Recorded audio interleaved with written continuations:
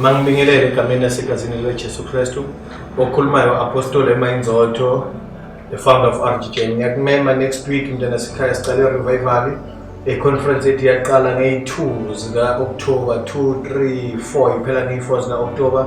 Woza Friday ngo-6 ntambama yesukile deliverance yakho i-answer yempilo yakho ikhona noma yini ekuhluphayo. Woza uzohlanganyela nathi siyobe sidibane kuphi eNelly Spread ePinari eMsegwabo behind eMsegwabo Primary School. Izinto zobe zenzeka lana iteam yethu khona ithi God did not say so. Buzothatha izinto zakho, buzothatha i-answer yempilo yakho noma usathane bekaplaneni empilweni yakho.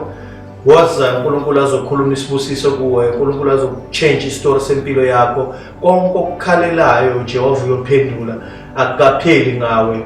uNkulunkulu usesenamandla, uNkulunkulu usazoyichange impilo yakho. Ngiyakumema buya uzothola i-answer yempilo yakho egameni lasekazini likaJesu Kristu. Asidibane khona next week Friday siyaqala, Saturday Sunday buya sidibane khona. Inamba uzoyibona lapha ku screen.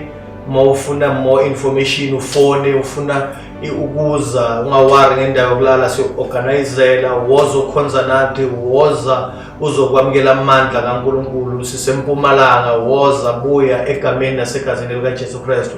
uNkulunkulu akubusise useza ngegama nangegazini likaJesu Kristu. Amen. Ngiyabonga uJehova benawe. uNkulunkulu akubusise. Shalom.